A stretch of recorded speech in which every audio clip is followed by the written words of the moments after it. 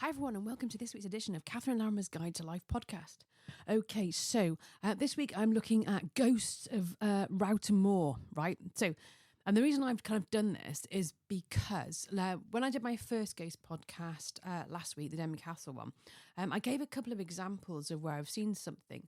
And one of the areas was kind of Rowton, it was kind of like sort of Rowton, Waverton sort of border area. Can't exactly remember, but it was definitely on that kind of stretch of the A41 where my ex-husband and I saw a hand reach up, okay, and we thought it was trying to grab the steering wheel.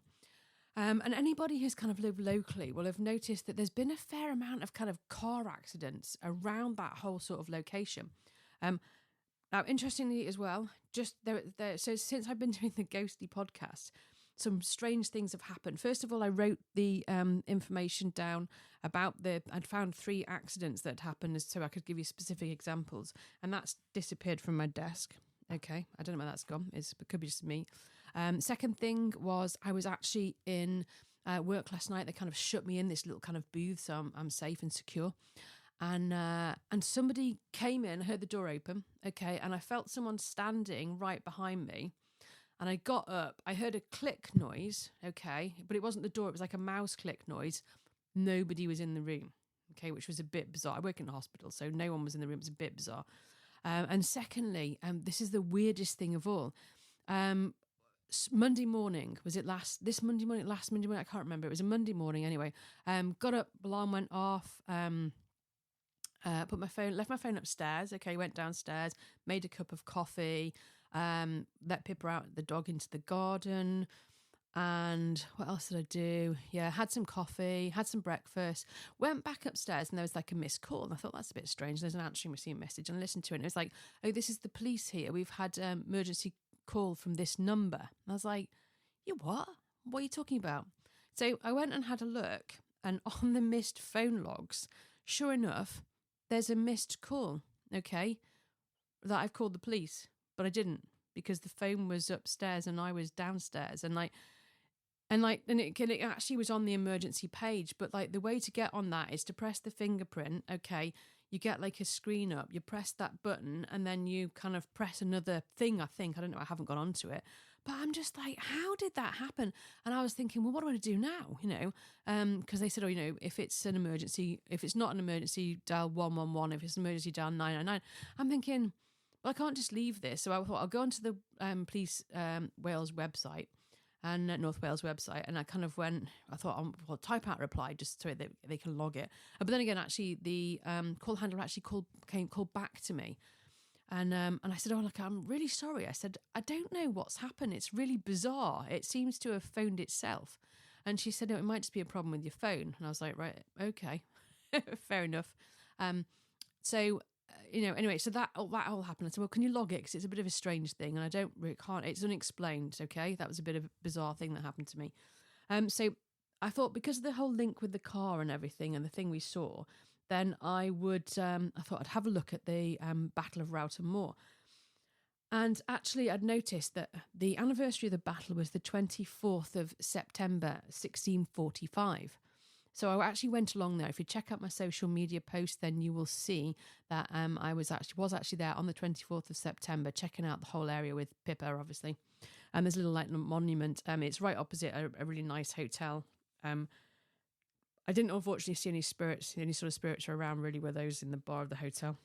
But anyway, it was quite interesting, and there have been a few stories and tales. So what was the Battle of Rowton Moor? Well, Chester was actually quite important, okay, for centuries. People see it now as a kind of little city, and you know, maybe they don't think it's that relevant. You say, where is Chester? Oh, I don't know where that is. It's near Manchester. Well, actually, it used to be called Diva, and in Roman times it was the capital of the UK, because it was strategic, because it was right on the sea. The racecourse Rue D used to be part of the river and easy access to the sea.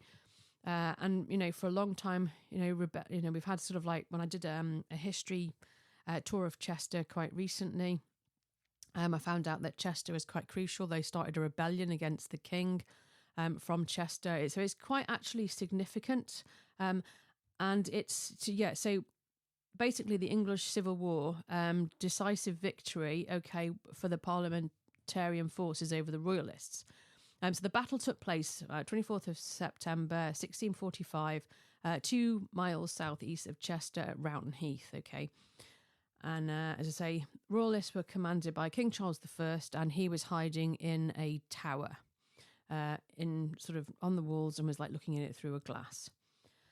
And as I say, the battle was part of a larger sort of conflict, English war, and basically, obviously the royalists lost.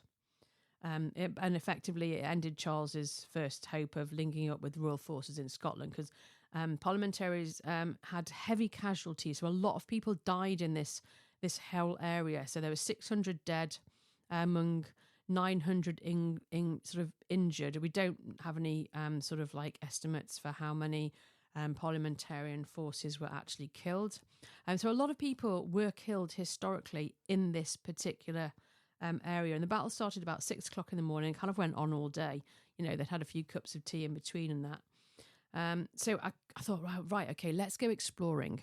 And so we had a good old wander around, apparently, and I thought, well, like nothing here, but then I have seen that thing that's kind of was a bit strange.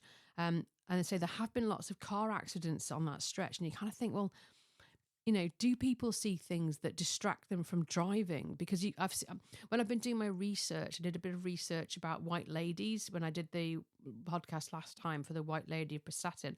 And there was another white lady that's quite frequently seen on a road, and drivers have actually sort of gone to stop to let her pull over to give her a lift, and then she's disappeared. So people do see these things on the road. You do hear of it quite a lot. So you kind of think in your mind, do these things have an impact? Do they affect accidents? Because do you think you've seen some of them, but then maybe you don't tell the police because you think maybe it's a little bit crazy that you've perhaps seen a ghost and that's the reason it's distracted you. It's not really something you probably want to share, but I was quite interested. So I'm going to go and find the information that seems to have disappeared off my desk, and I'll carry on. Okay, so this is one of the ones that I had down. So 7th of March 2016, because I was quite interested. I should actually digress, but I'm pretty sure that it was either late August or September when this actually happened, and when we were driving back from Scotland. And apparently this is when things are kind of heard. So I was kind of interested to see whether or not there was a kind of any correlation. Well, 7th of March 2016, so obviously no correlation there. 2-vehicle accident, A41 near Rowton. And it happened at 3:45, and it was right on the Rowton Moor. Okay, so Christon, not too far from Rowton. 14th of December 2020, there was an accident there on the A41. Okay, so 29th of September, that's pretty close, isn't it? 2020, A41 Rowton closed in both directions to HGV crash. And there was another one as well, which I can't find at the moment. So there have been like a few incidents, and I say they have done a lot of changes to the kind of speed limits in that area, because there have been, lots of accidents in it, but obviously not all of them reported in the newspaper anyway. But that was just a literally quickly sort of a 5-minute search just to have a look, see what was kind of like around that area. So it is interesting. I don't know if there's any sort of correlation between the two, but these things are always quite interesting to have a look at. Okay, so having a quick look, if you have a look at website hauntedplaces.org, it is actually cited Rowton Moor on this website. And apparently the royalist leader, Lord Bernard Stewart, died in the conflict, okay? And apparently his ghost has been seen on horseback ever since. Doesn't say who by, though. It's just obviously local legend. Also, William Laws was a court musician, died in the battle, and apparently music has been heard in the area. Now, quite often if you are kind of, it is kind of like a little bit of a rural area, so you'd imagine there's kind of something to this. If I always think that, these things aren't kind of made up. If someone's actually had sort of like a reporting of something, then clearly, there is something in it. Okay, so there are kind of a few more kind of sightings. So someone appears to have seen a grey lady, okay, searching for her child. And then otherwise, there's nearby Stanley Palace, a woman named Henrietta, apparently, who was from the Bluebell Inn, now the East Glory restaurant. Don't know if that's actually what it's called now, but who was apparently seen wandering around the building, after losing her lost lover in the battle. Now, one thing I would like to sort of clarify is, I suppose, given the loss of life in the whole area, you kind of think that must have kind of left some kind of imprint, But, one thing, when I was doing the research for the White Lady of Prestatyn, not so much Denby Castle, but there were loads of actual sightings. There were loads of people that said, actually, I've seen her, I've seen this, I've seen that. Far too many, that can be ignored. One thing, I've done a bit of research when looking for this one. It's just people have heard this and people have heard that. And then there's no actual kind of like, well, such and such said that they saw X on X date, like there was for the White Lady of Prestatyn. So I'm kind of like, I'm torn with this one. It's because I've kind of seen something myself. There possibly are or is something out there. But I haven't actually found enough concrete proof or evidence to kind of believe that it's actually the case and it's actually a real thing. So just a shout out to anybody who kind of lives in the area, has travelled through the area. Let me know if you've seen anything. If you listen to the podcast or you've seen the social media, just give me a buzz. Let me know if you actually have seen something in the area so we can kind of pin it down, see if it's actually true, or is it just kind of like urban myth and urban legend. Because I'd be really, really interested to know your findings. And in the meantime, I'm going to keep on searching. But as I say, definitely for me so far, the White Lady of Prestatyn is definitely the preferred spot, because I felt something and lots of people have seen something. So there's definitely something there. If you're on a ghost hunt, that would be the place to me to go. Rowton Moor, yeah, okay. But as I say, I didn't see anything, didn't hear anything. But I didn't feel anything either. Didn't really pick up any kind of vibe at all about the place. So, okay, right, I'm going to end it there for that one. It's a short one this week. I will, where are we? When's this one coming out? Okay, so next week, it's going to be double podcast. Okay, it's going to be 2 podcasts next week. I'm going to do the news roundup one in the morning, and then there's going to be a special one. Okay, the day before my birthday. Well, I will be releasing an almighty secret to everybody, okay?